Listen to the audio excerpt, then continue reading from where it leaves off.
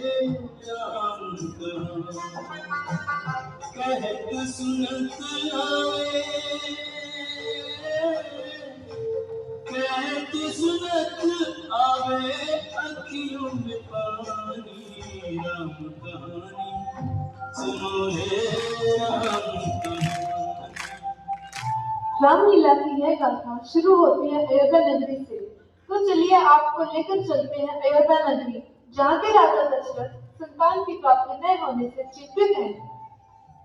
महाराज, आज सूर्यदेव उत्तरायण में प्रवेश कर रहे हैं। यह बड़ा ही उत्तम मुहूर्त है। इस समय में अपने कुल देवता से जो भी मांगोगे वह अवश्य ही पूर्ण होगा।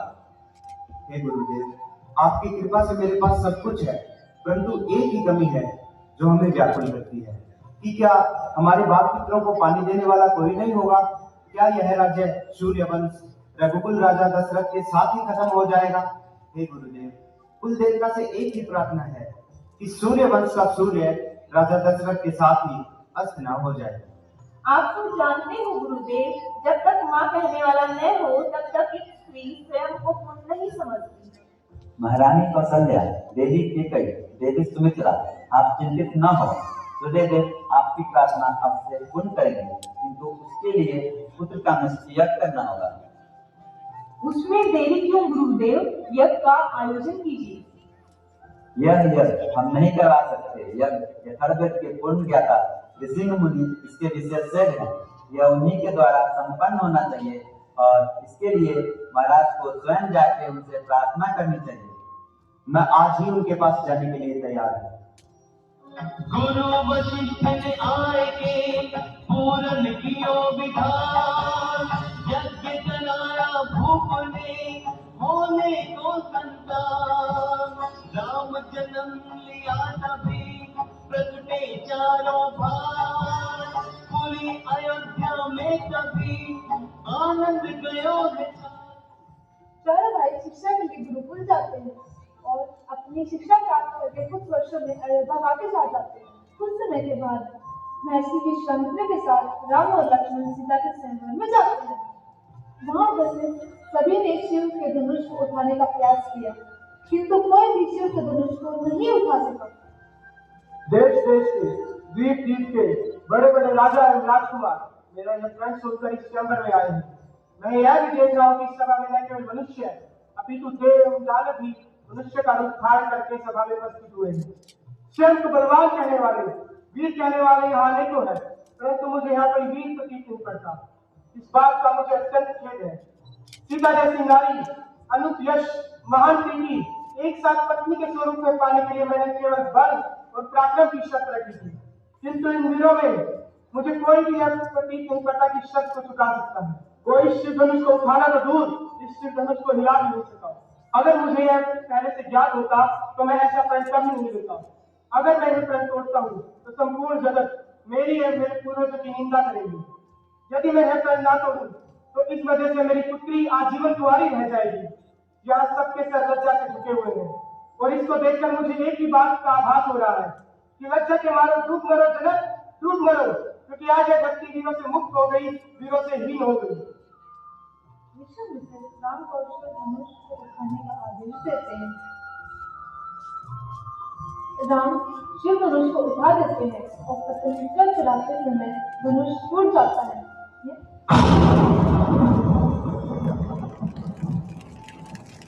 सभी हैरान हो जाते हैं। शिव धनुष के टूटने का आभास भगवान परशुराम को होता है और वह सीता के स्वयंवर में पहुंचते हैं। कौन था वो जिसने मेरे आराध्य शिव के धनुष को तोड़ने का दुस्साहस किया है? मैं उसे जीवित नहीं छोड़ूंगा। भगवान, आप तो सहज सुजान, क्रोधित ना हो। आपका अपराधी मैं हूं। आपको जो दंड देना है मुझे दीजिए।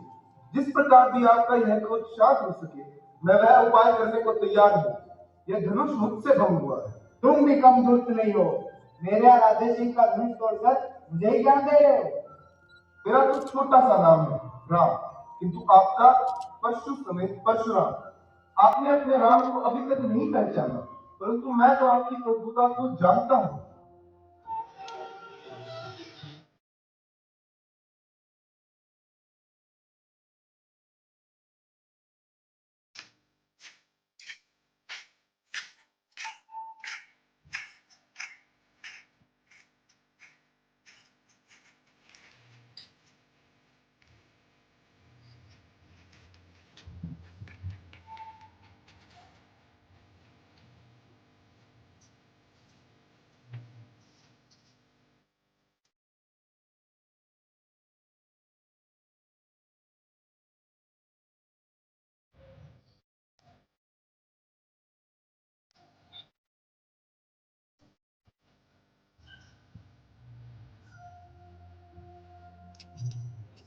कहकर विवाह के साथ साथ लक्ष्मण को पुत्र मिला।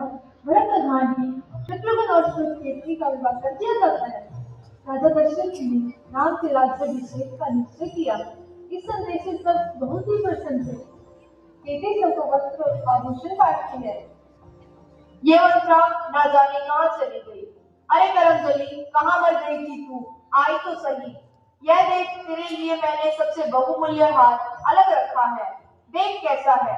ला, मैं अपने हाथों से तुझे यह हार पहना दूं मेरी मंत्रा। मत पहनाओ रानी, मत पहनाओ। मेरा गला काट दो और फेंक दो, जिससे तुम्हारे बुरे दिन मैं न देख सकूं। चुप रह, ना जाने क्या बकबक करती रहती है। तुम्हारी यह दशा क्यों है? सब कुशल तो है? सब कुशल है, किंतु राम के राज्याभिषेक के बाद तुम्हारी दशा मुझसे नहीं देखी जाएगी। तुम्हारे बुरे दिन मैं नहीं देख पाऊंगी। अरे करमजली, तेरा रूप अच्छा नहीं है, बातें तो अच्छी किया कर। राम बड़ा तो राम का राज्याभिषेक क्यों होना चाहिए? हाँ, राम बनेगा राजा, भरत बनेगा दास और तुम दासी। तुम वह दिन भूल जाओ जब राम तुम्हें और भरत को सबसे अधिक प्रेम करता था। राजा बनने के बाद तुम भरत के प्राणों की प्रार्थना करो। न जाने भरत को अपने मार्ग से हटाने के लिए राम क्या क्या करेगा। हे प्रभु, मेरे भरत की रक्षा करना प्रभु। ऐसा ना बोल मंत्रा, अब मैं क्या करूं? तू ही बता। महाराज के पास तुम्हारे 2 वरदान हैं। जब देवता और असुरों में युद्ध हुआ था, तब राजा दशरथ इंद्र की सहायता के लिए गए थे और तुम उनके साथी थे। उस समय तुमने महाराज की जान बचाई थी और महाराज ने 2 वरदान मांगने के लिए कहा था। तुम उन दोनों वरदानों से राम को 14 वर्ष का वनवास और भरत का राज्याभिषेक मांगो।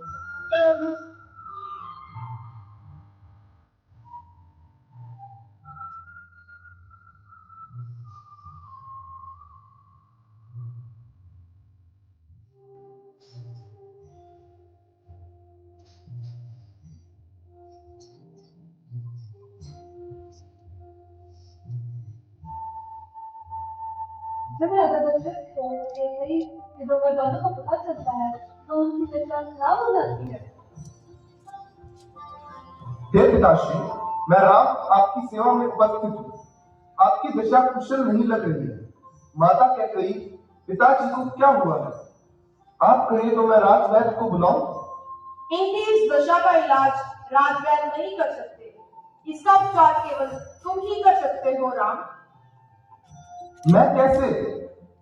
महाराज ने मुझे 2 वरदान देने का वचन किया था। अब जब मैंने वह 2 वचन मांगे हैं, तो महाराज की यह दशा हो गई है। इन 2 वचन को केवल तुम ही पूरा कर सकते हो राम। बोलिए माताश्री, मैं आपकी कैसे सहायता कर सकता हूँ? मेरे 2 वरदान ये है, भरत का राज्याभिषेक और तुम्हारा 14 वर्ष का वनवास।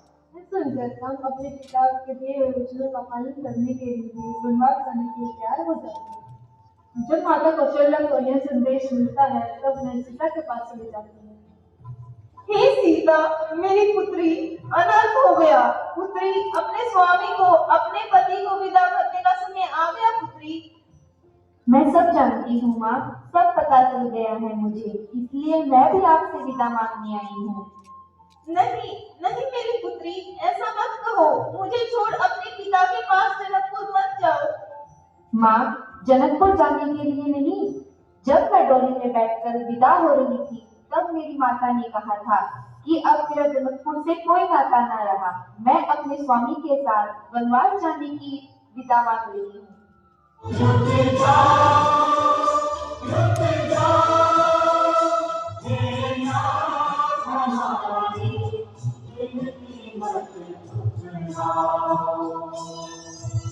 भ्राताश्री, मैं भी आपके साथ वनवास चलूंगा। नहीं लक्ष्मण, तुम नहीं चल सकते। माता सुमित्रा क्या सोचेगी? मैं क्या सोचूंगी पुत्र? लक्ष्मण, तुम भी अपने भैया के साथ जाना, और अब से राम तुम्हारे पिता और सीता तुम्हारी माता है। जब ये दोनों सो जाए, तुम जगकर पहरा देना। जब तुम वनवास पूर्ण करके आओगे, तब मुझे यह जानकर अत्यंत प्रसन्नता होगी कि तुमने अपने भैया भाभी की सेवा में कोई त्रुटि नहीं आना। राम, सीता और लक्ष्मण वनवास के लिए चले जाते हैं। सिया राम जय जय राम, सिया राम जय जय राम। राम, सीता और लक्ष्मण चित्रकूट में मंदाकिनी नदी के किनारे अपनी कुटिया बनाते हैं। राम के वियोग हुए राजा दशरथ की मृत्यु हो जाती है। महर्षि वशिष्ठ के आदेश से भरत और शत्रुघ्न को एक ही देश से अयोध्या आने का संदेश भेजा जाता है। भरत और शत्रुघ्न को आते देखकर मंत्रा खुश होकर केकई के पास जाती है। रानी, आरती तैयार करो, तेरा पुत्र अयोध्या का होने वाला राजा महल में प्रवेश कर रहा है। नियम अनुसार वह सबसे पहले अपने पिता के पास मिलने जाएंगे और वहां जाकर दुखी हो जाएंगे, इसलिए मैं उन्हें यहाँ लेकर आती हूँ। तुम आरती तैयार करो रानी, आरती तैयार करो। पुत्र भरत, तुम आ गए, जीते रहो, जुग जुग जियो मेरे लाल। तुम्हारी माता ने बुलाया है, वह बहुत अधीर हो रही है तुमसे मिलने के लिए। परंतु सबसे पहले हम पिताजी से मिलेंगे, कहाँ है वो अभी नहीं मिलेगी। किंतु क्यों? इसलिए भी तो तुम्हारी माता ने तुम्हें बुलाया है, बहुत आवश्यक काम है। पुत्र शत्रुघ्न, तुम भी जाओ। पुत्र, तुम्हारी माता भी तुमसे मिलने के लिए अधीर हो रही है। आओ भरत, मेरे पुत्र, आओ। क्या बात है माता, आज आपने कैसे वस्त्र पहने हैं? आपके आभूषण कहाँ है? आपकी मांग में सिंदूर भी नहीं है, महाराज अपने कक्ष में भी नहीं है, और रात में इतना सोना क्यों हो गया है? पिताजी कहाँ है माता श्री? पुत्र, संसार में जो एक बार आता है उसे एक ना एक दिन इस संसार का त्याग ही करना पड़ता है। प्राण त्याग करने के बाद जो गति धर्मात्मा पुरुषों की होती है, जो परम धाम उन्हें मिलता है, तुम्हारे पिता भी उसी परम धाम को सिधार गए हैं। अनहोनी हो गई माता जी, अनहोनी हो गई। धीरज रखो पुत्र, संसार में कभी न कभी सभी को इस शरीर को त्यागना पड़ता है। क्या भैया राम भी उनके पास नहीं थे? उन्होंने महारानी कौशल्या के कक्ष में ही अपने प्राण त्याग दिए। उस समय राम और लक्ष्मण वन में थे। किंतु वन में क्यों माता जी? महाराज ने मरने से पहले ही उन्हें 14 वर्ष का वनवास दे दिया था। यह दंड तो अपराधियों को दिया जाता है, किंतु भैया राम तो सत्य, धर्म और मर्यादा की मूर्त है। बताओ माता जी, क्या दोष था उनका? किसी का कोई दोष नहीं था, केवल वचन पालन करने की बात थी। और तुम्हारे पिता ने एक सत्यनिष्ठ धर्मपरायण की तरह अपने वचन का पालन करने के लिए अपने प्राण त्याग दिए। तुम्हारे पिता ने यह वचन मुझे दिए थे पुत्र। तुम व्याकुल मत हो, एक राजा को इस प्रकार रोना शोभा नहीं देता। यह रोने का समय नहीं है पुत्र। सही कहा माता जी, जिसने भी यह षड्यंत्र रचा है मैं उसे अवश्य दंड दूंगा, चाहे वह स्वयं काल ही क्यों ना हो। तो फिर वह दंड मुझे ही देना है पुत्र। आपको? हाँ मुझे। मैंने ही राम के लिए 14 वर्ष का वनवास और तुम्हारे लिए अयोध्या का राज सिंहासन मैंने ही मांगा था पुत्र। राम के साथ साथ लक्ष्मण और सीता भी वन को चले गए। तुम्हारा मार्ग बिल्कुल साफ कर दिया मैंने। तुम मुझे ऐसे क्यों देख रहे हो पुत्र? यह सब मैंने तुम्हारे भले के लिए ही किया है। माता, तूने मेरा भला नहीं किया, तूने मेरा सर्वनाश कर दिया है। इस कुकर्म से तूने मुझे रघुकुल का सबसे कलंकित पुरुष बना दिया है। अरे पापनी, कुलनाशनी, अच्छा होता मेरे जन्म के समय ही मुझे मार देती।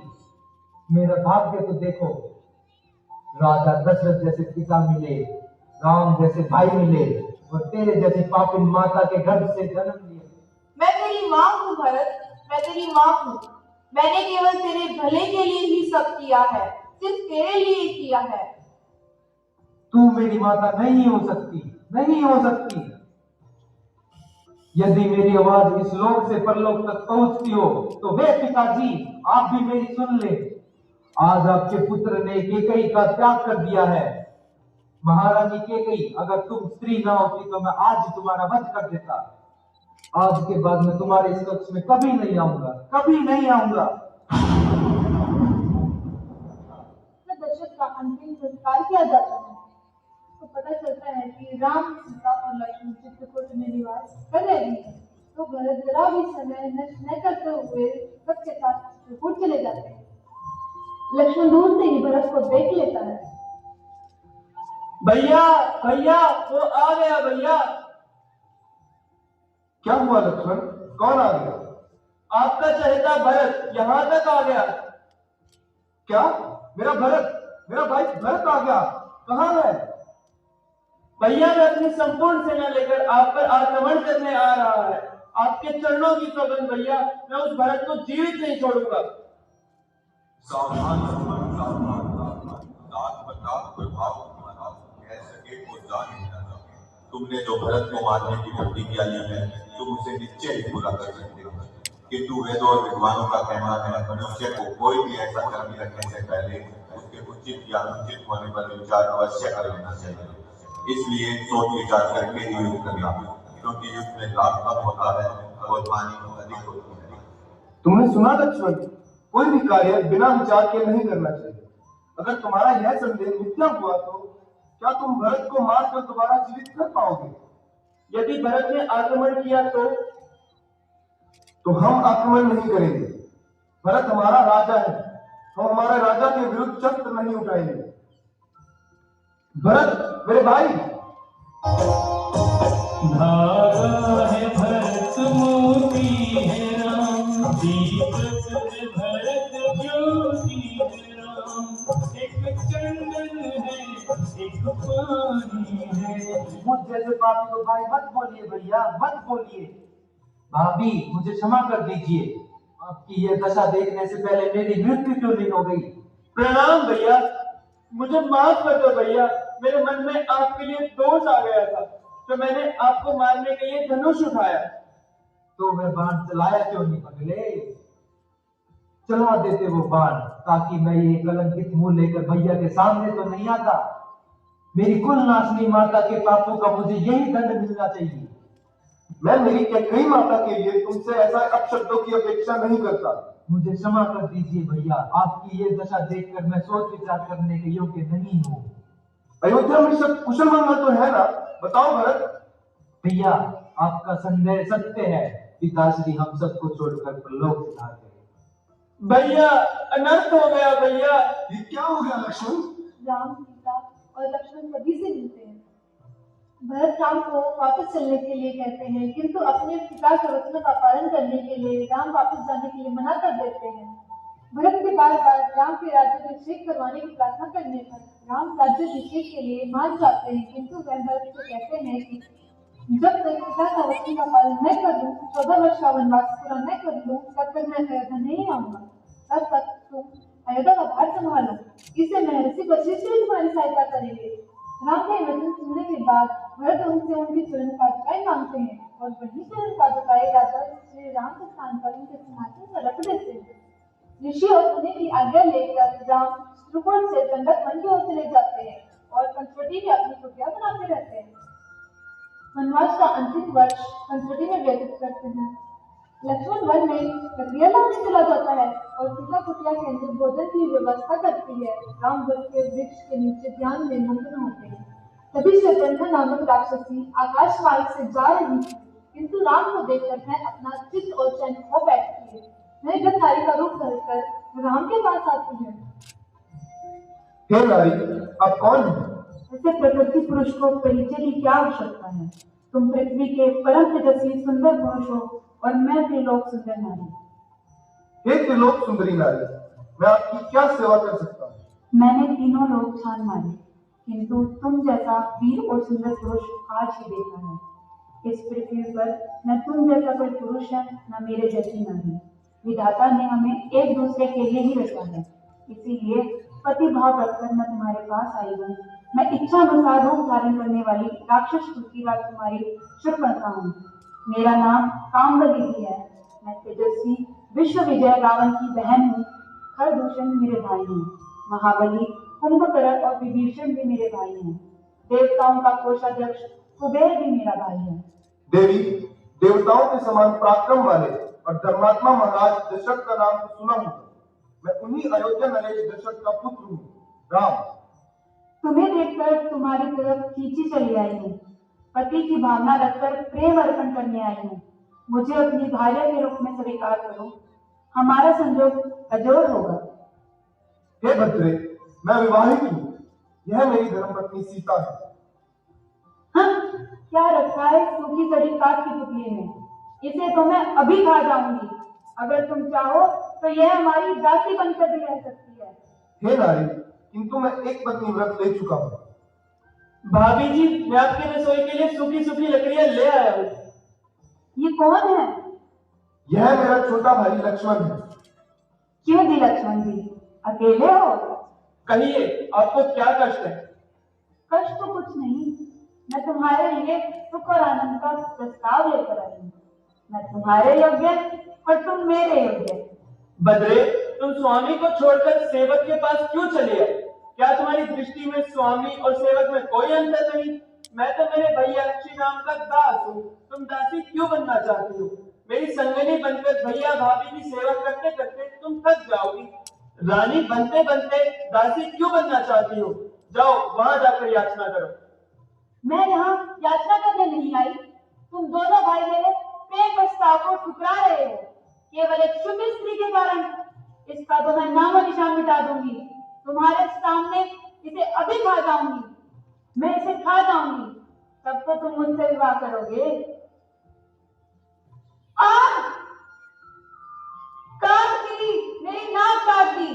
अगर दंडकारी मैं तुम दोनों की चिता नहीं जलाती तो मेरा नाम सुरपंखा नहीं, प्रदूषण मेरे भाई नहीं और मैं रावण की बहन नहीं।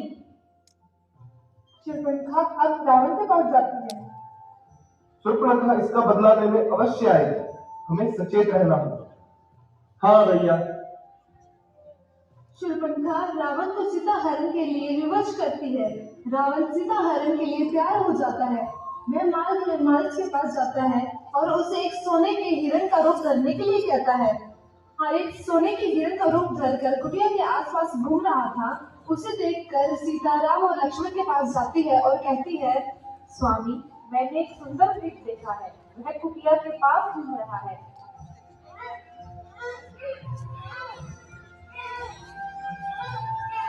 देखिए ना, कितना सुंदर लग रहा है। तुम हिरण का क्या करोगे? हम इसे अयोध्या लेके चलेंगे। मैं भरत भैया को यह भेंट में दूंगी।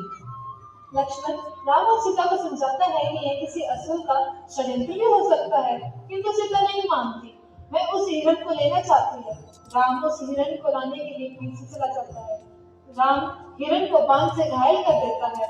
हिरण बने मारे अपने असली रूप में आ जाता है और राम के स्वर में चिल्लाता हुआ कहता है, हे सीते, लक्ष्मण, मुझे बचाओ, मेरी सहायता करो। यह सुनकर लक्ष्मण और सीता व्याकुल हो जाते हैं। लक्ष्मण, तुमने सुना? तुम्हारे भैया तुम्हें बुला रहे हैं। वह अवश्य ही किसी संकट में फंस गए होंगे। जाओ उनकी सहायता करो, जल्दी जाओ। जाओ लक्ष्मण।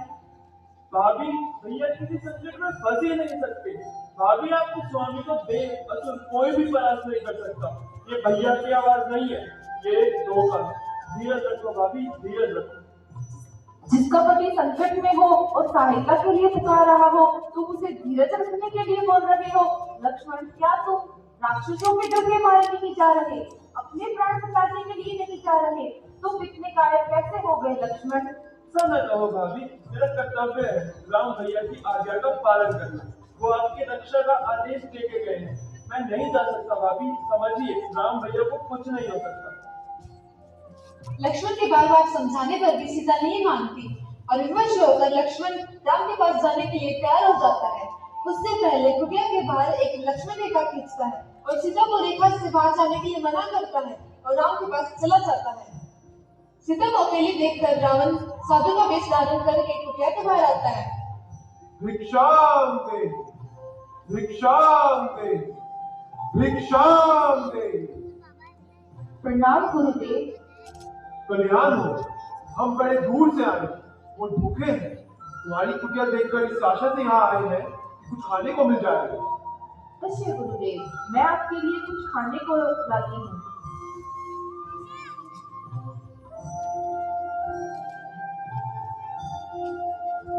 हे गुरुदेव, ये लीजिए भोजन, यहाँ आके लीजिए। हे देवी, हम जरा थक गए हैं और बैठ गए हैं। तुम यही आकर हमें भोजन दे दो। मुझे क्षमा कीजिए, किंतु मैं बाहर नहीं आ सकती। आपको भी कष्ट करना होगा। द्वार पर आया हुआ अतिथि ईश्वर के समान होता है और तुम ऐसा व्यवहार कर रही हो। हे गुरुदेव, मेरी विवशता को समझिए, मैं विवश हूँ। मेरे देवर लक्ष्मण ने मेरी सुरक्षा के लिए ये लक्ष्मण रेखा खींची है, मैं इसे नहीं लांघ सकती। मैं त्रिकालदर्शी हूँ, मैं देख रहा हूँ कि तुम्हारे पति हिरण के पीछे वन में गए हैं और यह भी देख पा रहा हूँ कि तुम्हारे पति हिरण के सींग से घायल हो गए हैं। मैं तुम्हारे पति को श्राप देता हूँ। रुक जाइए भगवान, मेरे पति को श्राप मत दीजिए, ये लीजिए भोजन।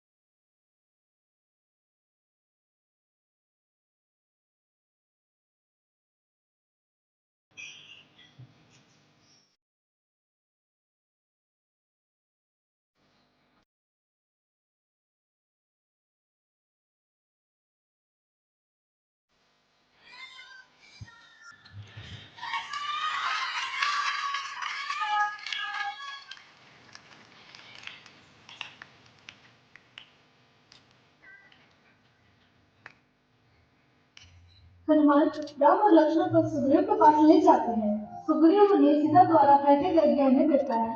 राम और लक्ष्मण सीता के गहनों को पहचान लेते हैं। सुग्रीव सीता की खोज के लिए चारों दिशा में सैनिक भेज देता है। संपाति नामक गिद्ध उन्हें बताता है कि रावण सीता को लेकर दक्षिण दिशा की ओर गया है। राम सेना के साथ दक्षिण दिशा की ओर चला जाता है। हनुमान राम की आज्ञा से समुद्र पार करके लंका नगरी पहुंच जाते हैं।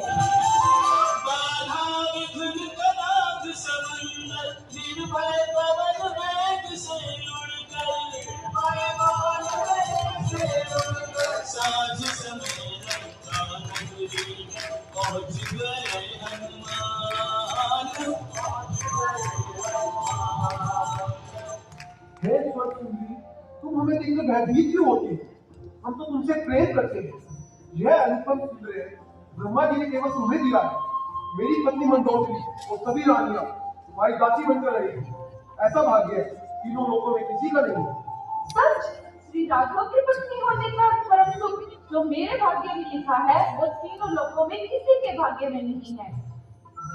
राघव के धर्मपत्नी बनने का सुख उस वनवासी भिक्षुक के पास है ही क्या? उस पे सपना लेना छोड़ दो। मूर्ख स्त्री, इस लंका में बिना रावण के आगे से कोई नहीं आ सकता। उसे कभी पता नहीं चलेगा तुम कहाँ हो। अब तो यह भी नहीं पता कि वह जीवित भी है या नहीं। मैं तब तक तुम्हें स्पर्श नहीं करूंगा जब तक तुम स्वयं मेरे पास नहीं आते। मैं पतिव्रता हूँ, मैंने एक बड़े कुल में जन्म लिया है। मेरा एक पवित्र कुल से संबंध हुआ है। मुझसे मन हटा ले रावण, अन्यथा तेरे समेत तेरी संपूर्ण राक्षस जाति का विनाश हो जाएगा। तुम्हें मेरे स्वामी राम की शक्ति का आभास नहीं। तुम्हारे अपमान भरे शब्दों का एक ही दंड है, मृत्यु।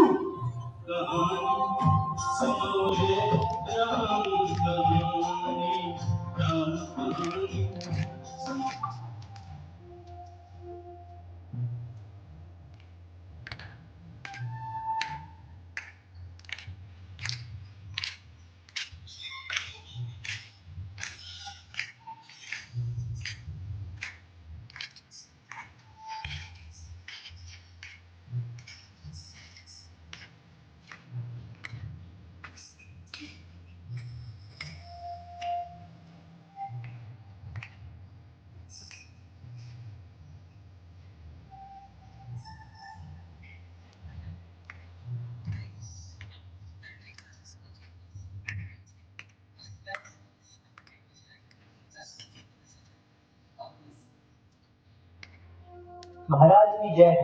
महाराज, आपकी आज्ञा के अनुसार मैं आपके अपराधी को बांध कर ले आया हूँ। वीर मेघनाथ, हमें तुमसे यही आशा थी। तुम्हारा पराक्रम सराहनीय है। बस अपना आसन ग्रहण करो। इस वानर से डर रहे थे? इसमें ऐसी कौन सी विशेषता है जिसने हमारे सैनिकों का संहार किया? यह कोई साधारण वानर नहीं है, यह परम मायावी है। ब्रह्मास्त्र का प्रयोग करके मैंने इसे अपने वश में किया है। इसके लिए तुमने ब्रह्मास्त्र का प्रयोग किया? जी पिताजी। बोल वानर, इसके बलबूते पर तूने हमारे सुंदर ऊपर को उजाड़ दिया। हमारे राक्षस जो वहां के रक्षक थे, उन्हें किस अपराध के कारण तूने उन्हें मार दिया? प्रभु, अपने शरीर को स्वस्थ रखना और उसकी रक्षा करना प्राणी का पहला धर्म है। इसी धर्म के अनुसार जब शरीर अत्यंत भूखा हो और खाने का पदार्थ सामने हो तो उसे खा लेने में न्याय और धर्म की दृष्टि से कोई दोष नहीं। मैं 100 योजन समुद्र लांघ कर आया हूँ। इस परिश्रम में मैं थक गया और भूख भी लगी थी। इस अशोक के फलों पर अपना अधिकार समझकर खा गया। रात्रि के समय वृक्ष सो रहे थे, तब वृक्ष से फल आदि तोड़ना वर्जित है, इसीलिए मैंने पहले उन्हें हिला हिलाकर जगाया, जिससे कुछ वृक्ष की जड़ें बाहर निकल आई। फिर सैनिकों ने मुझ पर प्रहार किया। प्राणों को बचाने के लिए मुझे उनको मारना पड़ा और आपके पुत्र अक्ष को भी मुझे परलोक भेजना पड़ा। हमारे पुत्र को मारते समय तुम्हें हमारी शक्ति का कोई भय नहीं था। लगता है तुमने हमारी कीर्ति अभी तक नहीं सुनी। सुनी है महाराज, आपकी कीर्ति और आपके कारनामों का यश गाथा सुनी है। आपकी वीरता के चर्चे तो तीनों लोकों में सुनाई दे रहे हैं। महाराज, जो छल से भिखारी का वेश बनाकर किसी अकेली अबला स्त्री को चोरों के भांति उठा लाए, ऐसा परमवीर आपके अतिरिक्त और कौन हो सकता है? वानर, कौन हो तुम? मैं पवन पुत्र हनुमान हूँ। मुझे न भगवान विष्णु ने भेजा है और न ही इंद्रदेव ने। मैं तीनों लोकों के स्वामी श्री राम का दूत हूँ। मैं सीता माता का पता लगाने आया हूँ, जिनको आप छल से हर लाए हैं, और आपसे मिलने आया हूँ। मैंने सीता माता के दर्शन कर लिए हैं और आपके दर्शन के लिए बांधा जाना मैंने स्वयं स्वीकार किया है। हे राजन, आपका धैर्य और रूप अद्भुत है। आप में एक महान राजा के सभी गुण विद्यमान हैं। अतः आप जैसा बुद्धिमान को दूसरों की स्त्री को घर में कैद रखने जैसा निंदनीय कार्य शोभा नहीं देता। यही एक पाप आपकी समझ शक्तियों को सोने के महलों समेत इस लंका का नाश कर देगा। बस! महाराज रावण, मैं आपको अंतिम चेतावनी देता हूँ कि जिन्हें आप सीता समझ रहे हैं, वह आपके पिता का संदेश है। सीता का रूप धारण करके आपके पास काल की फांसी आ पहुंची है। महाराज रावण, यह अंतिम चेतावनी है। सीता माता को श्री राम के पास ले जाओ और उनसे क्षमा मांग लो, अन्यथा मरने के लिए तैयार हो जाओ। बस वानर, बहुत हुआ। सैनिकों, अभी इसका सिर धड़ से अलग कर दो। रुक जाइए महाराज, यह वानर दूत बनकर आया है। इस वानर का वध करना धर्म के विरुद्ध है। मैं तो इसे दूत भी नहीं मानता। इसने दूत जैसा आचरण ही नहीं किया है। इसे दंड देना आवश्यक है। तुमने सही कहा। वानरों को अपनी पूंछ से बड़ी ममता होती है, वही उनका आभूषण होती है। अतः इसकी पूंछ जला दो। जलाई जलाई जलाई एक बार लंका जलाई।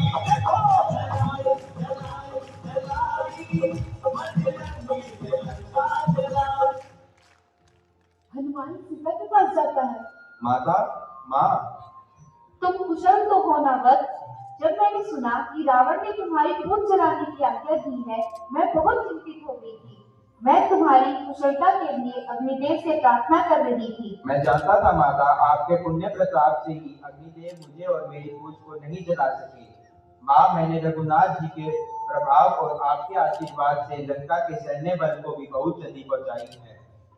मैं तो रावण का भी अंत कर देता, किंतु प्रभु की आज्ञा नहीं थी। माँ, अब आप चिंता न करें, मुझसे यहाँ का समाचार सुनकर लंका पर चढ़ाई कर देंगे। अब आप रावण का विनाश हुआ ही समझिए। जाने से पहले मुझे अपना आशीर्वाद दो माँ। पुत्र, प्रभु तुम्हें बलशाली और गुणों का भंडार बना दे। तुम अमर रहो। जाओ और सदैव श्री रघुनाथ के लाडले रहो। माता, श्री राम का लाडला होने का आशीर्वाद देकर आपने मेरे जन्म जन्मांतर सफल कर दिए। माता, अब आप मुझे कोई ऐसी निशानी दीजिए जिससे प्रभु श्री राम को विश्वास हो जाए कि मैंने आपके दर्शन किए हैं। मेरे पास अभी केवल चूड़ामणि है, यही ले जाओ।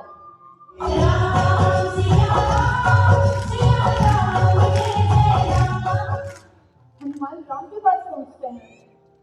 हनुमान, कैसी है मेरी सीता? बताओ हनुमान, क्या वह मुझे याद भी करती है? ये आप पूछ रहे हैं प्रभु? यह पूछिए कि वह आपको कब याद नहीं करती। मैं सदैव आपको याद करती है। उन्हें लगता था कि आप नहीं जान पाएंगे कि वह कहाँ है। उन्होंने प्राण त्यागने का भी निर्णय कर लिया था। मैं उनको सांत्वना देकर आया हूँ कि श्री राम शीघ्र ही लंका आएंगे और उनको मुक्त कराएंगे।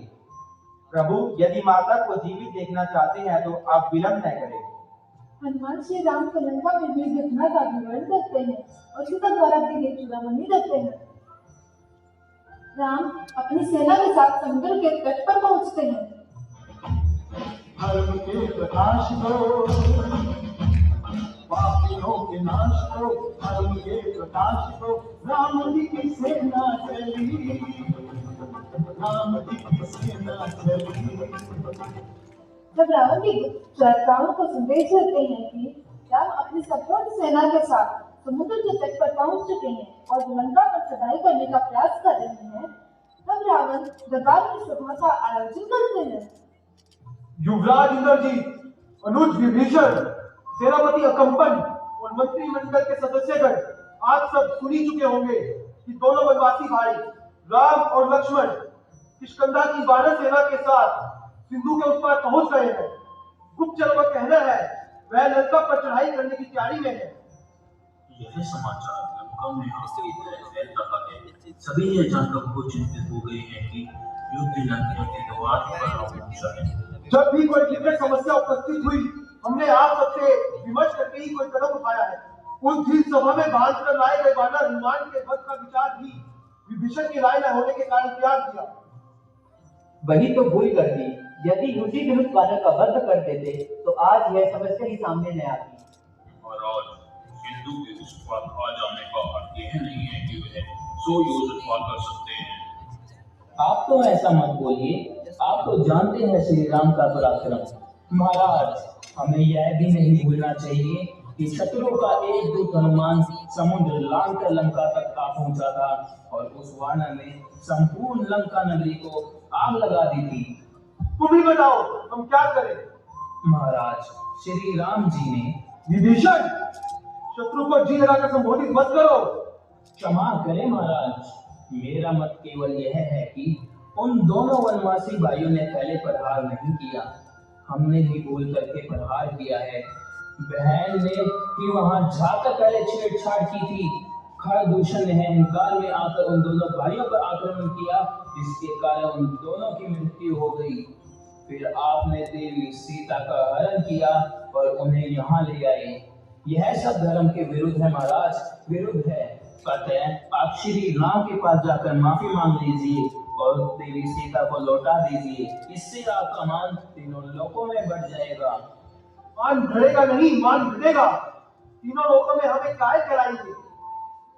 ऐसा ना कहे महाराज, सीता को श्री राम के पास पहुंचा दीजिए महाराज, अन्यथा संपूर्ण राक्षस कुल का विनाश हो जाएगा।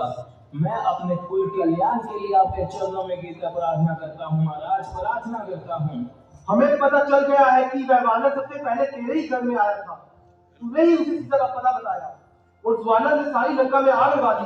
और तू हमें धर्म की शिक्षा दे रहा है? चला जा, मैं नजरों से दूर, जहाँ तेरे कोई स्थान नहीं।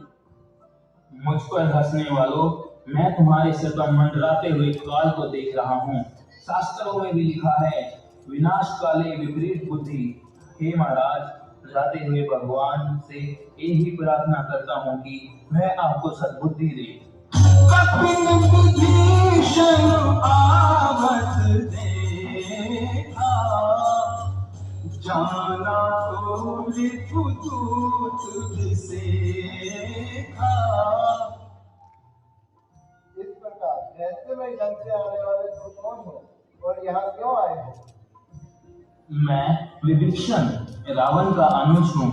जब से रावण देवी सीता का हरण करके लाए हैं, तब से हम दोनों भाइयों में मतभेद हो गया है। मेरे बार बार कहने पर भी देवी सीता को सम्मान सहित श्री राम के पास भेजने के लिए नहीं माने और मुझे अपमानित करके लंका से निकाल दिया है।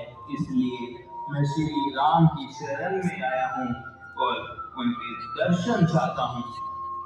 ठीक है, आप यहीं पर प्रतीक्षा करें, मैं श्री राम तक आपका संदेश पहुंचाता हूँ। सुग्रीव श्री राम के पास जाकर विभीषण के आने का संदेश देते हैं, जिसे सुनकर श्री राम युवराज अंगद को उन्हें सम्मान से खिलाने का आदेश देते हैं। अंगद विभीषण को श्री राम के पास ले जाते हैं। हे नाथ महाराज, रावण ने मुझे अपमानित करके लंका से निकाल दिया है, क्योंकि मैंने उन्हें कहा था कि वह देवी सीता को सम्मान के साथ आप तक पहुंचा दे। मैं अपना सब कुछ त्याग कर आपकी शरण में आया हूँ महाराज। कृपया मेरी रक्षा करें प्रभु, मेरी रक्षा करें। मेरे शत्रु का त्याग करके मेरी शरण में आए हैं। आप अब से मेरे मित्र हैं, अतः मित्र का स्थान ग्रहण कीजिए। राम सोचता है कि समुद्र पार कैसे किया जाए। तभी विभीषण कहता है, तो आप समुद्र से रास्ता मांगिए। विभीषण के सुझाव से राम समुद्र की आराधना करता है। हे महासागर, रघुवंशी राम ने पहली बार अपने अधिकार का कुछ मांगा है। तुम पर राम की प्रार्थना का कोई प्रभाव नहीं पड़ा। तुम राम की विनम्रता को उसकी असफलता समझ रहे हो। सार ने आज तक राम की दया देखी है, उनका प्रकोप नहीं देखा। उनके क्रोध से भयभीत होकर समुद्र देव प्रकट होते हैं और कहते हैं, हे प्रभु, मुझे क्षमा कर दीजिए। आपकी पूजा और विनय के उत्तर में मैंने अपना स्थान छोड़कर आपको मार नहीं दिया। इसमें अवश्य मेरा ही दोष है। हे प्रभु, मैं आपकी शरण में आया हूँ, मैं आपका दोषी हूँ, मुझे क्षमा कीजिए। हम तुम्हारे वचनों से संतुष्ट हैं। हमें वह उपाय बताइए जिससे हमारी सेना भी उस पार उतर जाए और तुम्हारी मर्यादा का भी उल्लंघन न हो। हे प्रभु, आपकी सेना में नल और नील नामक दो वानर हैं। ये दोनों पानी में जो भी वस्तु डालेंगे वह पानी में नहीं डूबेगी। अतः आप समुद्र में पत्थरों से सेतु बनाकर उस पार जा सकते हैं। नल नील सेना की सहायता से सेतु बनाते हैं और राम संपूर्ण सेना के साथ समुद्र के उस पार पहुंच जाते हैं। सभी मंत्री गुरुजन राम को यह सुझाव देते हैं कि वह सीता को राम के पास पहुंचा दे, किंतु राम किसी की नहीं सुनता और युद्ध आरंभ हो जाता है।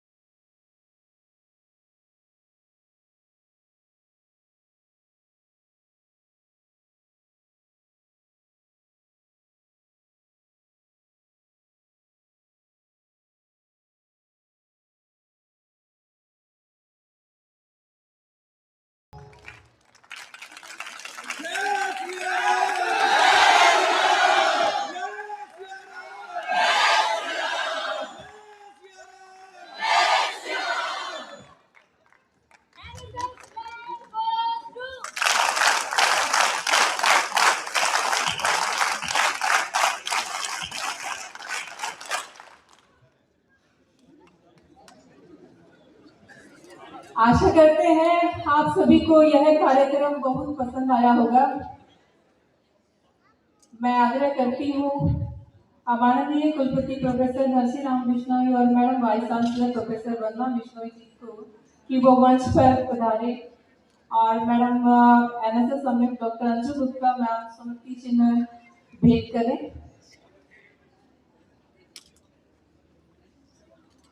सभी कार्यक्रम अधिकारियों से भी आग्रह है कि वो भी मंच पर आए।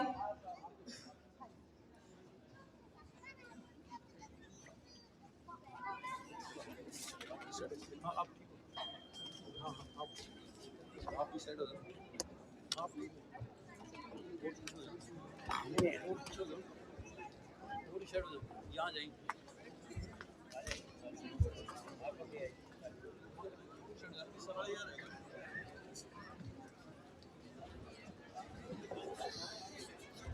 सेंटर में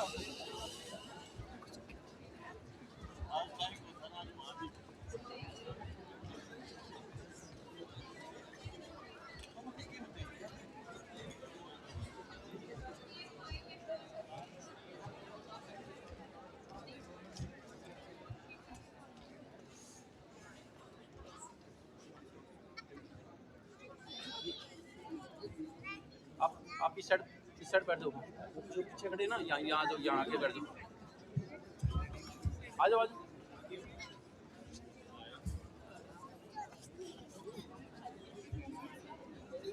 आप उस साइड आ जाओ, यहाँ बैठो।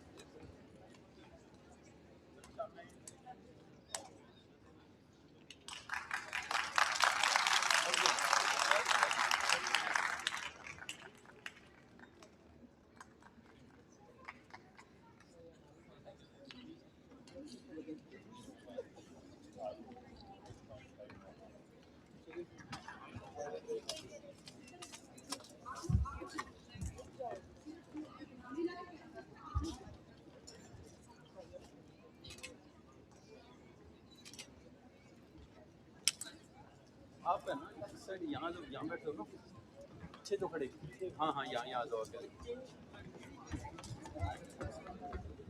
यहीं बैठ जाओ नीचे बैठ जाओ प्लीज, बैठ जाओ, यहीं बैठ जाओ।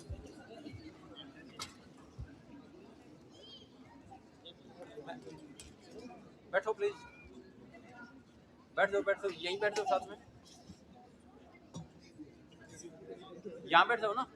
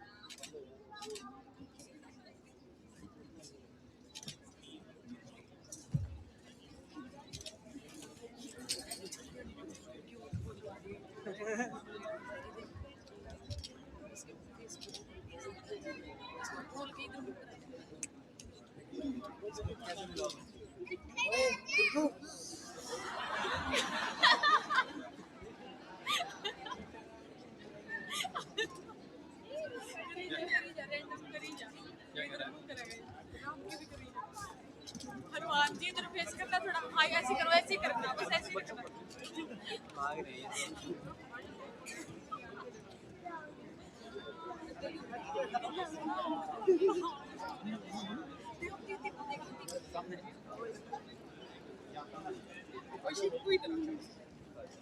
चल मेरे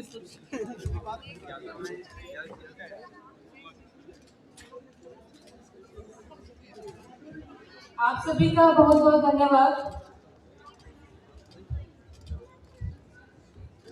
विशेष आभार हमारे स्वयं सेवकों का, जिनके अथक और सफल प्रयासों से यह रामलीला का मंचन संभव हो गया। आइए हम सब यह संकल्प लें कि हम अपने जीवन में अच्छाई की राह पर चलेंगे और बुराई को हराने का प्रयास करेंगे।